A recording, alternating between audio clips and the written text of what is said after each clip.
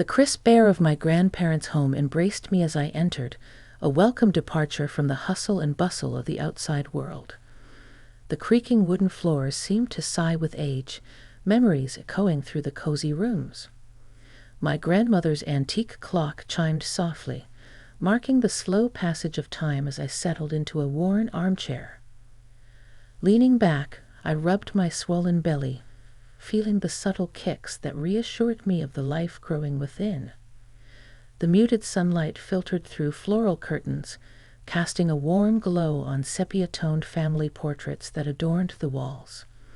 Each frame held tales of a bygone era, a reminder of the generations that had thrived under this roof.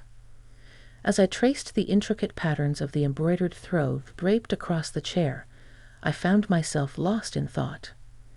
The journey to this moment had been a roller coaster of emotions, and now, in the final stretch of my pregnancy, I craved the tranquility that only my grandparents' home could provide. The rhythmic ticking of the clock was interrupted by the distant murmur of my grandfather tinkering in the kitchen. I called out to him, "Grandpa, is there anything I can help with?" He shuffled into the room, his gentle smile itched with wrinkles earned through a lifetime of experiences. "Ah, Nora, my dear. Sit, sit. Let an old man take care of things. You've got enough on your plate." I sighed gratefully, sinking deeper into the comfort of the armchair. It's just nice to be here. The calm before the storm, I guess. Grandpa chuckled, his eyes glinting with understanding. "Indeed, my dear. Life has a way of surprising us. How's Eric holding up?" The mention of my husband brought a subtle furrow to my brow. "He's struggling. The Wi-Fi installation at your place really got to him. I don't know what's going on with him lately." Grandpa's eyes twinkled knowingly. "Men, my dear, they'd often carry burdens in silence. Give him time, and perhaps the storm will pass." Little did I know, the storm was merely gathering strength, waiting to unleash its fury upon the fragile sanctuary we called home. The scent of fresh coffee wafted through the air as I made my way to my grandparents' living room. The familiar hum of the coffee maker competed with the soft murmurs of my grandparents conversing in the adjacent kitchen. However, the tranquility that once defined this space now hung precariously in the balance. The task at hand was seemingly straightforward, setting up Wi-Fi at my grandparents' house. Eric, usually patient and composed, had grown increasingly irritable. The tension radiated from him as he grumbled about routers, passwords, and the complexity of a task that should have been mundane. "I just don't get why your grandparents need Wi-Fi. They're perfectly fine without it," Eric muttered under his breath, his frustration palpable. Grandma, bustling around with a tray of freshly baked cookies, shot me a concerned glance. "Dear, is everything okay? Eric seems a bit perturbed." I forced a smile, attempting to downplay the mounting unease. "Oh, it's just the Wi-Fi installation. You know how Eric gets when things don't go smoothly." Grandpa, overhearing our conversation, entered the room with a knowing glint in his eye. "Wi-Fi trouble, eh? Modern problems in an old-fashioned home. I thought technology was supposed to make life easier." Eric, wrestling with a bundle of cables, snapped, "Well, it's not exactly a walk in the park. Your house wasn't built for this kind of thing." Grandpa chuckled, a twinkle in his eye. "Ah, the struggles of the digital age. Perhaps it's a reminder that sometimes simplicity is the best solution." As Eric continued his battle with the technology, I could sense the tension mounting.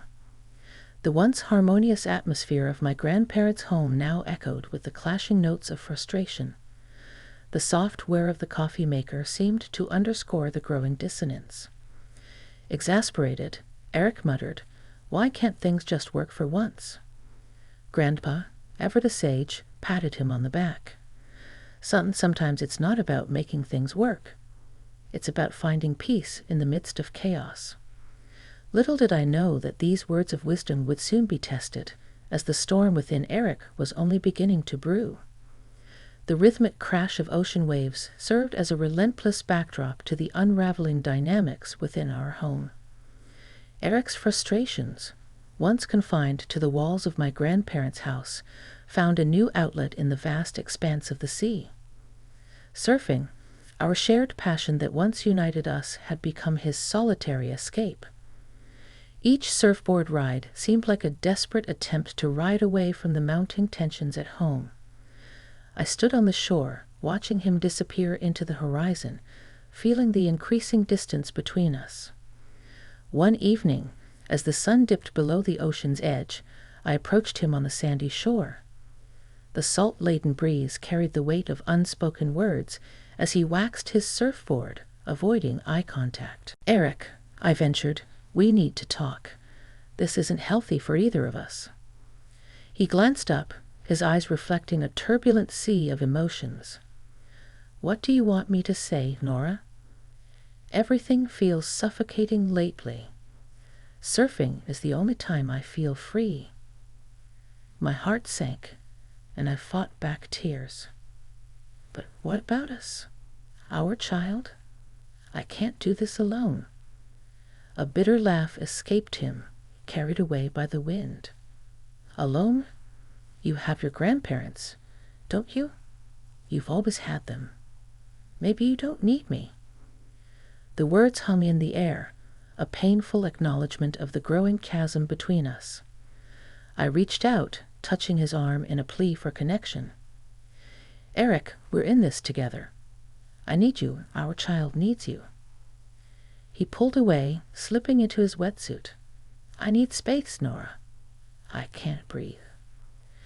As he paddled out into the rolling waves, leaving me standing alone on the shore, I couldn't shake the feeling that the tide of our relationship was ebbing away. The ocean, once a source of joy and togetherness, now mirrored the distance that had crept into our lives. The labor pains gripped me, a relentless tempest that tested the limits of my endurance.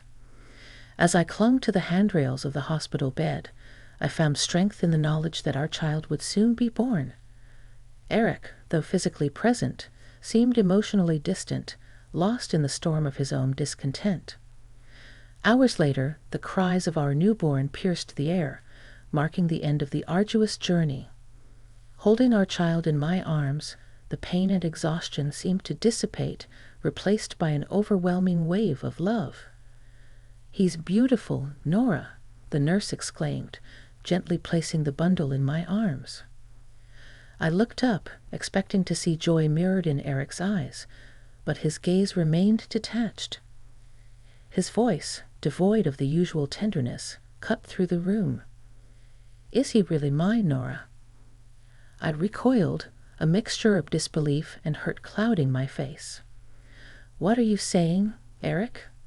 After everything we've been through?" He crossed his arms, an air of suspicion clouding his expression. "You were always at your grandparents' house. How can I be sure he's mine?"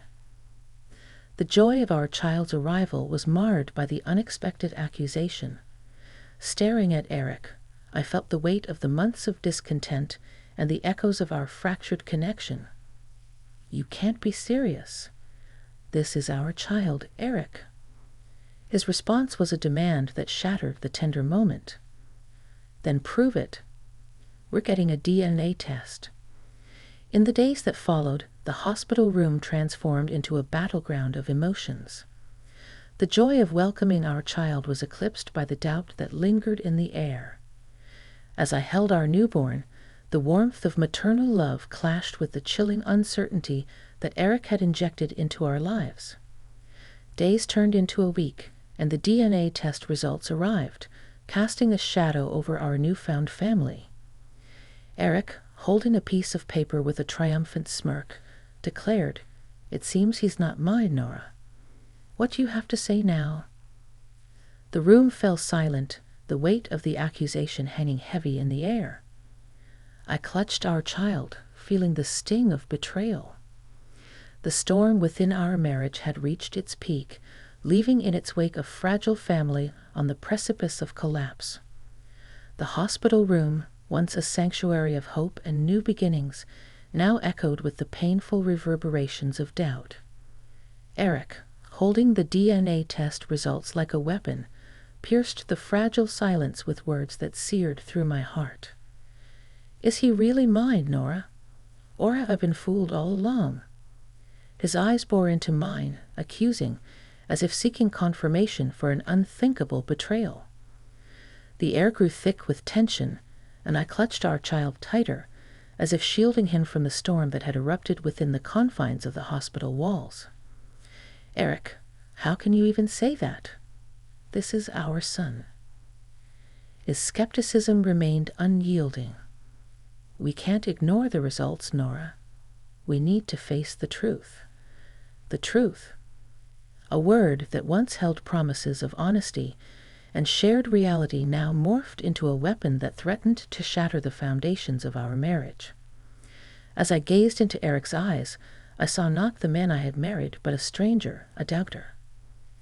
Tears welled up in my eyes as I uttered words I never thought I would need to say. "I never expected you to doubt our family, Eric. How did we come to this?" He paced the room, frustration etched on his face. "I need certainty, Nora. I can't just accept everything without question." The chasm between us widened, and the weight of the accusation hung in the air. The newborn, oblivious to the storm raging around him, slept soundly, cocooned in a blanket of innocence. As Eric left the room, the door closing with a muted click, I sank into the hospital bed, cradling our child. The joy of his arrival had been tainted by the unthinkable, an accusation that lingered like a dark cloud over the once promised happiness of our growing family. In the following days, our home became a battleground of emotions as the accusation festered and the DNA test results cast shadows over our interactions. The joyous moments of parenthood were eclipsed by the persistent doubt that haunted Eric's gaze, leaving me grappling with the heart-wrenching reality that the man I loved now questioned the very core of our family. Amid the echoes of doubt that reverberated through our home, my grandfather emerged as an unexpected detective, a silent observer who had been carefully watching the intricate threads of our unraveling lives. One evening, as the sun cast long shadows in my grandparents' living room, Grandpa beckoned me to join him. "Nora, my dear, come sit. There's something I need to show you." His eyes, usually twinkling with warmth, now held a serious gleam. He unfolded a laptop, fingers dancing over the keys with a practiced grace. "I've been doing some digging, Nora. It's time you know the truth." On the screen, images of the DNA test results and Eric's triumphant face flashed before me. My heart sank. "I already know, Grandpa. Eric has made up his mind." Grandpa shook his head, a knowing smile playing on his lips. "Ah, my dear, there's more to this than meets the eye. Let me show you." As he navigated through files and folders, a sense of anticipation hung in the air. Grandpa's fingers danced over the keyboard, unveiling a revelation that would alter the course of our fractured reality. "There," he said, his eyes fixed on the screen. "Compare these two documents." The documents displayed side by side were strikingly similar, the DNA test results that Eric had presented and another document labeled as an appraisal result. Confusion knitted my brow. "What's an appraisal result, Grandpa?" He leaned back, his eyes twinkling once again. "It's a document I obtained when you were out. I had my suspicions, and it seems my instincts were right. The appraisal result detailed a genetic examination conducted at Adams Hospital, completely different from the one Eric had shown me. My eyes widened in disbelief. This is forgery. But why would Eric do this? Grandpa's gaze turned somber. "It seems our dear Eric wanted to cast doubt on your faithfulness. But, my dear, this is just the tip of the iceberg." He guided me through a digital journey, unraveling a story of deceit. When I helped him set up the Wi-Fi, he scoffed at the idea of you attending computer classes for the elderly. Little did he know, I attended those classes and learned about image searches. He clicked through a series of images, and my eyes widened in realization.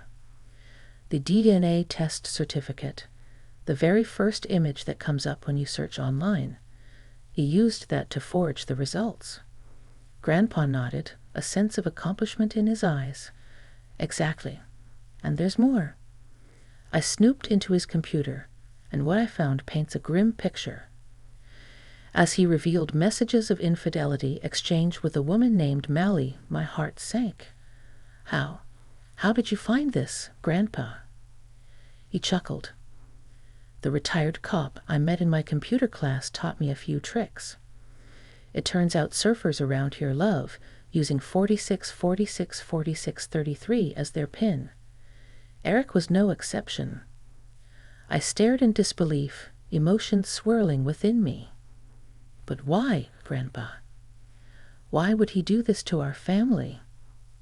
His expression turned serious. He used our child as an excuse to indulge in his indiscretions. This goes beyond doubt, Nora. It's a betrayal that we must face.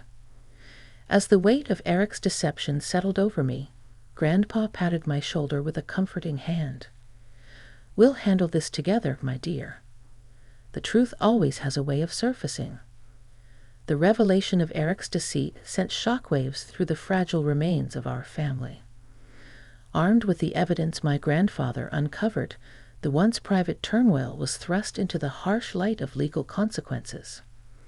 Days after the discovery, a knock on the door signaled the arrival of a stern-faced lawyer representing Adam's clinic. They were swift in their pursuit of justice, armed with the forged DNA test results as evidence of Eric's fraudulent actions. As I sat across from the lawyer in the living room, my grandfather by my side, the gravity of the situation sank in. Mrs. Nora, we've taken legal action against your husband for forging private documents. We need your cooperation in the upcoming proceedings. Cooperation. A word that echoed with both vulnerability and determination. I nodded, my voice steady despite the turmoil within. I'll do whatever it takes to set things right. The lawyer leaned forward, emphasizing the severity of the situation. This is not just about your personal life, Mrs. Nora. Fraud has legal consequences, and your husband will be held accountable. Grandpa, a pillar of support, chimed in, we're ready to face the consequences. My granddaughter deserves justice. In the subsequent days, legal proceedings unfolded, dragging Eric into a reality where the consequences of his actions were no longer confined to the intimate spaces of our fractured marriage. The weight of accountability pressed on Eric as he navigated the complex web of legalities. The lawyer, impassive and resolute, presented the evidence before the court, painting a damning picture of deceit that left no room for escape. In a courtroom filled with palpable tension, the judge delivered the verdict. Forgery of private documents is a serious offense. Mr. Eric, you will face legal consequences for your actions. As the gavel struck, the reality of Eric's choices became inescapable. Legal repercussions loomed large, threatening to reshape the trajectory of his life. In a private moment outside the courtroom, Eric, his demeanor now humbled, faced me with a mixture of remorse and regret. I never thought it would come to this, Nora. I'm sorry. But apologies, once fervently sought, now seemed insufficient in the face of the legal storm that had descended upon us.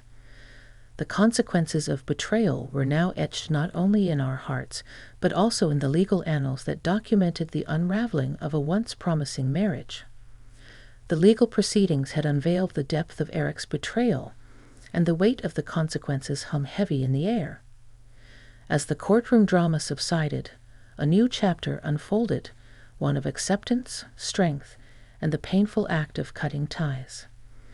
In the dimly lit living room of my grandparents' house, where warmth and wisdom had always coexisted, a solemn atmosphere prevailed. Eric, once a significant part of my life, now stood as a specter of remorse and broken promises. "Nora," he began tentatively, his eyes cast downward, "I never meant for things to spiral like this. I messed up, and I'm paying the price." I met his gaze, emotions swirling within me. "Eric, this goes beyond apologies. Our family, our trust, it's shattered. I need to move forward for the sake of our child." Grandpa, ever the voice of reason, stepped forward. "Nora, cutting ties is never easy, but sometimes it's the only way to find peace. You have my full support." With a heavy heart, I nodded, acknowledging the painful truth. I can't continue down a path tainted by deceit. Our child deserves better.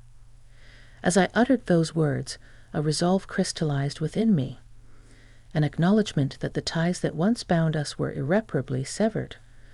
The legal consequences, while a necessary step towards justice, also served as a stark reminder of the irreversible damage inflicted upon our family.